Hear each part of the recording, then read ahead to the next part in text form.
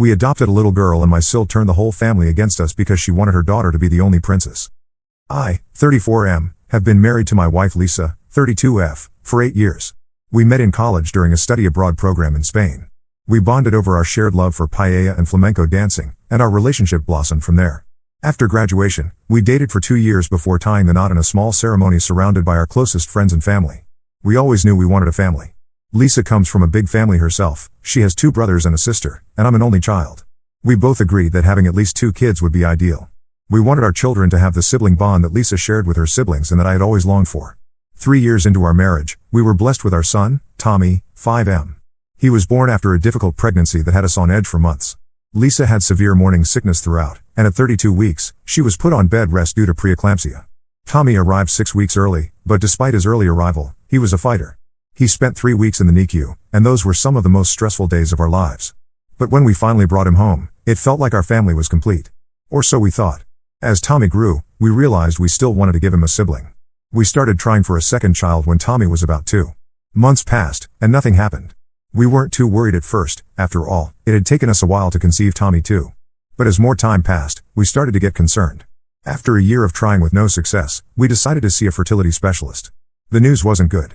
Lisa had developed severe endometriosis, likely due to complications from her first pregnancy. The doctor told us that conceiving naturally would be extremely difficult, if not impossible. We were devastated. We spent months exploring our options. IVF was a possibility, but it was expensive and had no guarantees.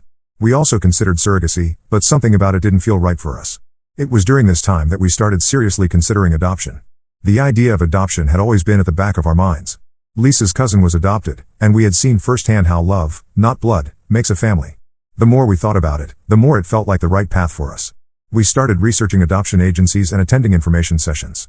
The process was long and often frustrating. There was so much paperwork, so many home visits, and so many moments of uncertainty. But through it all, we held on to the hope that at the end of this journey, we would have another child to love. After nearly 2 years of waiting, we got the call. A little girl needed a home. Her name was Mia, 3F, and she had been in the foster care system since she was an infant. Her birth parents had struggled with addiction, and Mia had been born with neonatal abstinence syndrome.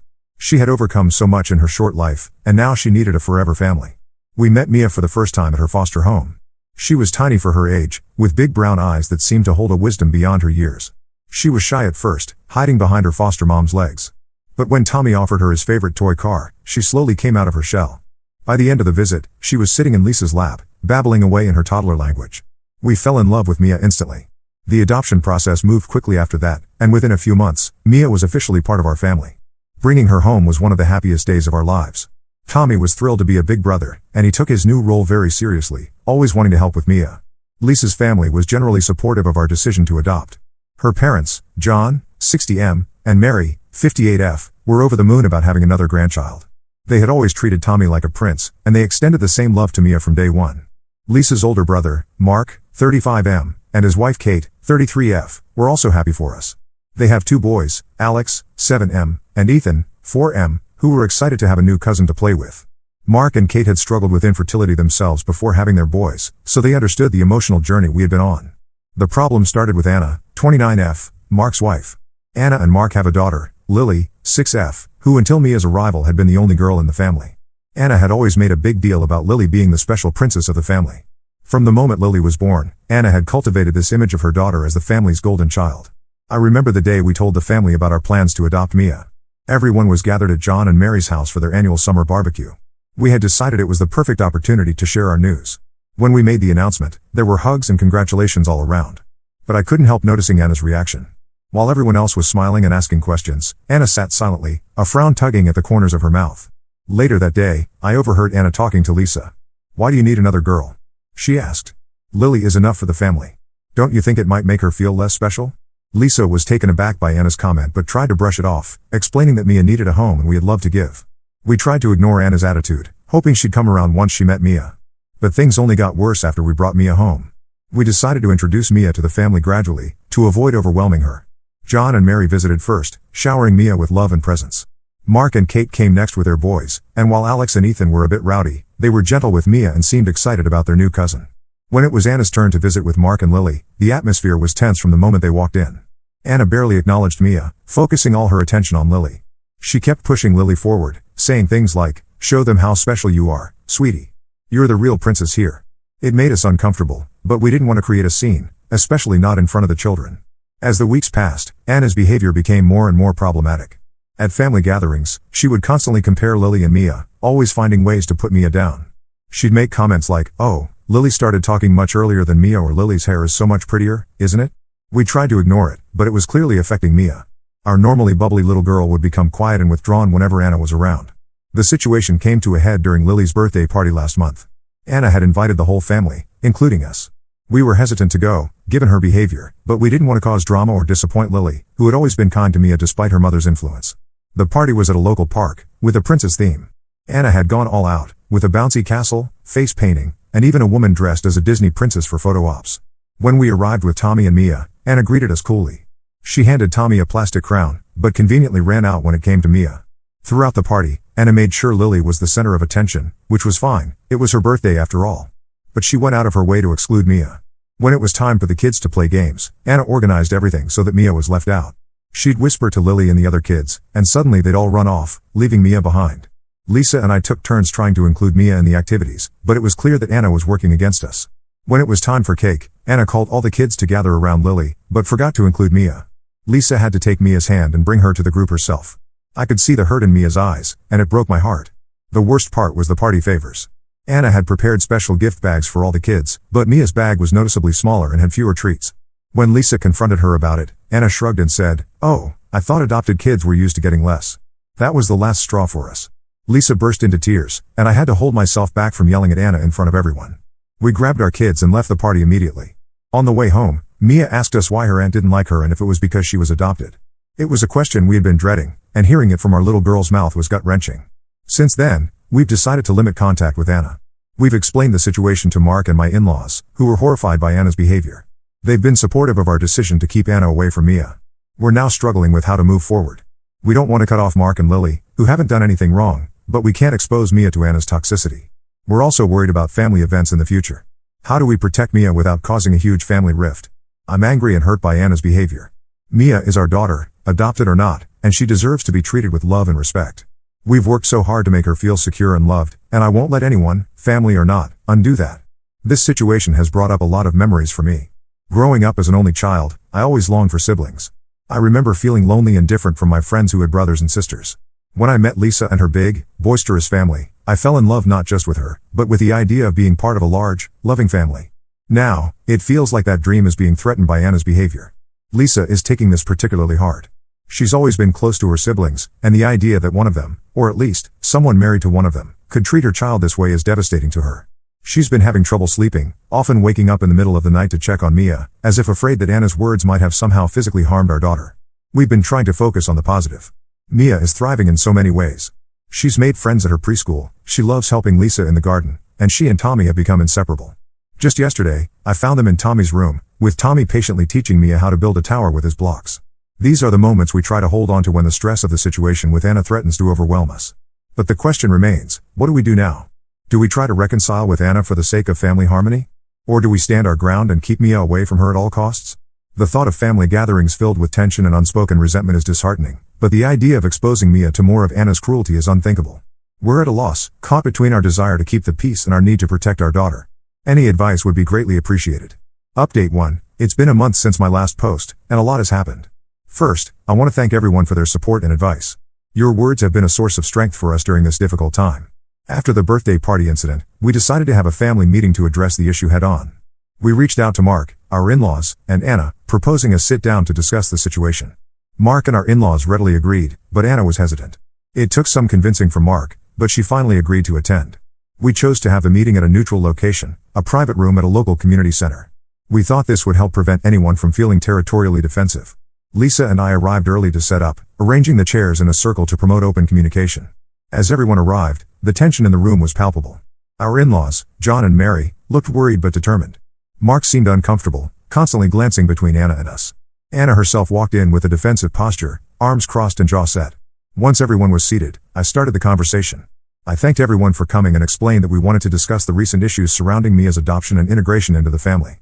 I tried to keep my tone neutral, emphasizing that our goal was to find a way forward that worked for everyone. Lisa then spoke, her voice trembling slightly as she recounted some of the incidents where Anna had made Mia feel unwelcome or less than. She described how Mia had been excluded at the birthday party and how Anna's comments had affected our daughter's self-esteem. As Lisa spoke, I watched Anna's face. Her expression alternated between defiance and discomfort. When Lisa finished, Anna immediately went on the defensive. "You're overreacting," she said. "I was just trying to make Lily feel special. It's not my fault if Mia can't keep up with the other kids." Our in-laws were visibly shocked by Anna's attitude. Mary spoke up, her voice gentle but firm. "Anna, sweetheart, I don't think you understand how your actions are affecting Mia. She's just a little girl, and she needs love and acceptance from all of us." Anna scoffed. "She's not even really part of the family. She's adopted. Why should she get the same treatment as our biological children?" The room fell silent for a moment. Then John, who had been quiet until now, spoke up. His voice was low and controlled, but I could hear the anger simmering beneath his words. "Anna, let me make something very clear. Mia is as much a part of this family as any of our biological grandchildren. Love is what makes a family, not blood. And right now, you're the only one not showing that love." Anna's face flushed red. She turned to Mark, clearly expecting him to defend her. But Mark, to his credit, shook his head. "Anna, this has to stop. Mia is our niece, and Lily's cousin. They should be friends, not rivals." As the conversation continued, it became clear that Anna wasn't going to back down. She insisted that we were all ganging up on her, that we were trying to diminish Lily's place in the family. No matter how we tried to explain it, she couldn't, or wouldn't, see how her behavior was hurting Mia. The meeting ended with Anna storming out, saying we were all against her. Mark looked defeated as he apologized for his wife's behavior. He promised to talk to her privately and try to make her understand. In the weeks that followed, we kept our distance from Anna. We still saw Mark and Lily, but only when Anna wasn't around. It was awkward, but we felt it was necessary for Mia's well-being. Then, last week, we had a breakthrough, but not in the way we expected. Lily came to our house for a playdate with Tommy and Mia. The kids were playing in the backyard while Lisa and I prepared snacks in the kitchen. Suddenly, we heard Mia crying. We rushed outside to find Mia in tears and Lily looking guilty. When we asked what happened, Lily blurted out, "I told Mia that Mom says she's not really part of our family because she's adopted. But I don't think that's true. Mia is my cousin no matter what." We were stunned. It was clear that Anna had been poisoning Lily's mind against Mia. We gently asked Lily if her mom said things like this often. Lily nodded, and then, in the innocent way that children do, she began to share more of what Anna had been saying at home. According to Lily, Anna had been consistently bad-mouthing us and Mia. She'd told Lily that we were trying to replace her as the special girl in the family, that Mia was going to take away all the love and attention that Lily deserved. She'd even suggested that we might love Mia more than we loved Tommy because we chose her. We were horrified. We knew Anna had issues with Mia's adoption, but we had no idea she was actively trying to turn Lily against her cousin. We thanked Lily for being honest with us and reassured both girls that they were equally loved and important to our family. After the girls went back to playing, we immediately called Mark. We explained what we'd learned from Lily. Mark was silent for a long moment, then he let out a heavy sigh. He admitted that he'd noticed Anna saying some questionable things to Lily, but he hadn't realized the extent of it. He promised to confront Anna and put a stop to it. The next day, Mark called us back. His voice was strained as he told us about the confrontation with Anna. He said he'd tried to reason with her, to explain how her behavior was hurting not just Mia, but Lily too. But Anna had refused to admit she'd done anything wrong. Instead, she'd accused Mark of choosing us over her and their daughter.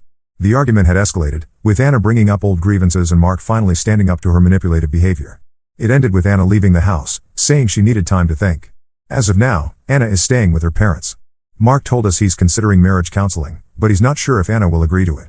He's also thinking about the long-term effects of Anna's behavior on Lily and is considering his options. This whole situation has left us with mixed emotions. On one hand, we're relieved that the truth is out and that Mark is finally seeing Anna's behavior for what it is. On the other hand, we're sad for Mark and Lily. This has turned their lives upside down, and we can't help but feel partly responsible, even though we know Anna's actions are not our fault. We've assured Mark that we'll support him and Lily no matter what happens. We've offered to have Lily stay with us if he needs time to sort things out with Anna. He hasn't taken us up on the offer yet, but he seemed grateful for the option. As for Mia, we're focusing on reinforcing her place in our family. We've started having more family nights, playing board games and watching movies together. We're also planning a special vacation just for our little family of 4. We're thinking about a trip to Disney World. Mia has been obsessed with princesses lately, and we think it would be good for her to see that all princesses are special, not just the ones who are born into royal families. Mia seems happier and more settled now that she's not exposed to Anna's negativity. She's been more outgoing at preschool and has even made a new best friend. It's heartwarming to see her confidence growing day by day. Tommy has been amazing through all of this. He's protective of Mia in a way that makes us incredibly proud. The other day, he told us that he was glad Mia was his sister because she was way cooler than any other sister he could have gotten. It brought tears to our eyes. We're still processing everything that's happened, but we feel like we're on the right path. We're standing firm in our decision to protect Mia, even if it means making difficult choices about family relationships. We hope that Anna will eventually see the error of her ways, but we're prepared for the possibility that she won't. For now, we're taking it one day at a time. We're focusing on creating a loving, supportive environment for our children and being there for Mark and Lily as they navigate this difficult time. It's not the family dynamic we imagined when we started this journey, but we're committed to making the best of it. We're grateful for the support we've received from most of our family members and from all of you.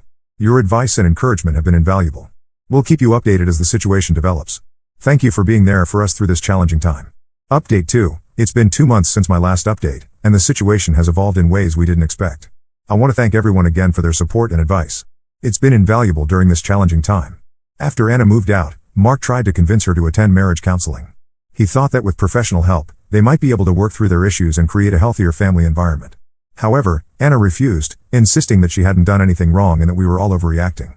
She maintained that her behavior towards Mia was justified and that she was only trying to protect Lily's position in the family.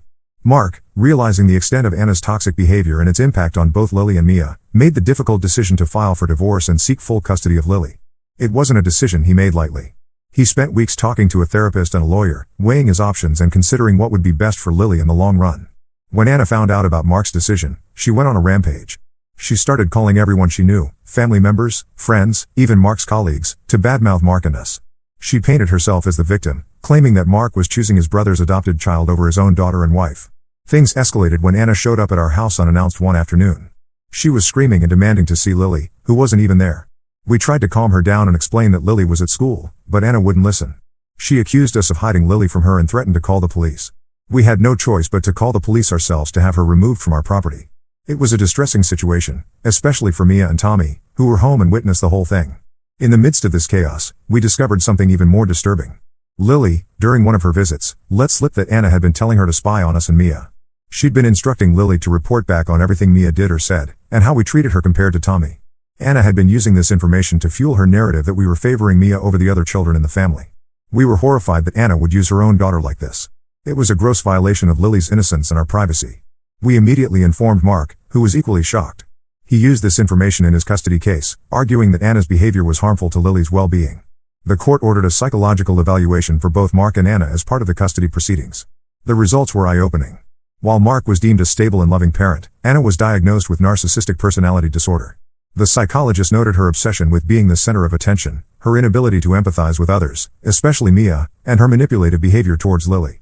Based on these findings, the court granted Mark temporary full custody of Lily, with Anna allowed only supervised visitation. Anna was also ordered to undergo therapy as a condition of her visitation rights. Needless to say, Anna didn't take this well. She's been fighting the court's decision, claiming that the psychologist was biased against her. This turn of events has been hard on everyone, especially Lily. She's confused and upset about not being able to see her mom whenever she wants. She doesn't fully understand why her mom is only allowed to see her with a supervisor present. We've been trying to support Mark and Lily as much as we can, offering to babysit and including them in our family activities. As for Mia, she's doing much better now that she's not exposed to Anna's negativity. We've been working with a child therapist to help her process everything that's happened. She's starting to understand that Anna's behavior wasn't her fault, and she's becoming more confident in her place in our family. The other day, she asked if she could call us mommy and daddy instead of by our first names. It was a big step for her, and it meant the world to us. We've also had some positive developments. Our in-laws, John and Mary, have been incredibly supportive throughout this ordeal. They've made it clear that they consider Mia their granddaughter, no different from Tommy or Lily. They've been spending more time with us, and it's beautiful to see the bond they're forming with Mia. Mark has been leaning on us a lot during this difficult time. He's expressed regret for not standing up to Anna sooner and for allowing her behavior to continue for so long. We've assured him that we don't blame him and that we're here for him and Lily. As we navigate this new family dynamic, we're focusing on creating a loving, supportive environment for all the kids. We're planning more family outings, game nights, and even talking about a joint family vacation with Mark and Lily. It's been a tough journey, but we feel like we're finally on the right track. We're committed to protecting Mia and ensuring that she grows up knowing she's loved and valued, no matter what Anna or anyone else might say. Update 3. It's been 6 months since my last update, and I wanted to share the latest developments in our family situation. A lot has changed, and while things aren't perfect, we're in a much better place now. The divorce between Mark and Anna was finalized 3 months ago. It was a contentious process, with Anna fighting Mark every step of the way. She tried to paint Mark as an unfit parent, claiming that he was choosing his niece over his own daughter. Thankfully, the court saw through her allegations. Mark was granted primary custody of Lily, with Anna getting supervised visitation every other weekend. Anna is required to continue therapy as part of the custody agreement. Lily has been adjusting to the new arrangement. It hasn't been easy for her, but she's showing remarkable resilience. We've all been working together to provide her with a stable and loving environment. She's been spending a lot of time at our house, and her relationship with Mia has grown stronger. It's heartwarming to see them play together, giggling and sharing secrets like typical cousins. Mia has made significant progress too. With the help of her therapist and our constant reassurance, she's becoming more confident and secure. She no longer asks if she's less loved because she's adopted. Instead, she talks about how lucky she is to have such a big family that loves her. She's even started to stand up for herself at school when other kids ask about her adoption, proudly explaining that she has 2 families who love her. We've established a new family tradition of monthly gatherings with Mark, Lily, and our in-laws. These get-togethers have been crucial in reinforcing our family bonds and showing the kids that family isn't just about blood relations. Last month, we all worked together to plant a small vegetable garden in our backyard. Seeing the kids get excited about watching their plants grow has been a beautiful metaphor for our family's healing process. As for Anna, she's still struggling to accept the situation. She's attending therapy as required, but her progress has been slow. She still tries to stir up trouble occasionally, like the time she tried to convince Lily to refuse to come to our house. Thankfully, Lily is old enough to see through these attempts and has been standing her ground. We've maintained our distance from Anna, only interacting with her when absolutely necessary for Lily's sake. It's not ideal, but it's the best way to protect our family's peace and Mia's well-being. We're hopeful that with continued therapy, Anna might eventually come to terms with the situation and learn to treat all the children equally. Our in-laws, John and Mary, have been our rocks throughout this ordeal. They've made it clear that they don't condone Anna's behavior and have been actively involved in creating a loving environment for all their grandchildren, including Mia. They've even started a new tradition of having grandparent days where they take all the grandkids for a special outing once a month. Last month, we took that family vacation we'd been planning. We rented a beach house and spent a week with Mark, Lily, and our in-laws. It was exactly what we all needed, a chance to relax, bond, and create new, happy memories together. Watching the kids build sandcastles and splash in the waves, it was hard to believe how far we'd come from the tension and hurt of just a few months ago. As we move forward, we're cautiously optimistic. We know there might be challenges ahead, especially as Anna continues to be a part of Lily's life. But we're committed to facing whatever comes our way as a united family. Our experience has taught us the true meaning of family. It's not about blood or titles, but about love, support, and acceptance.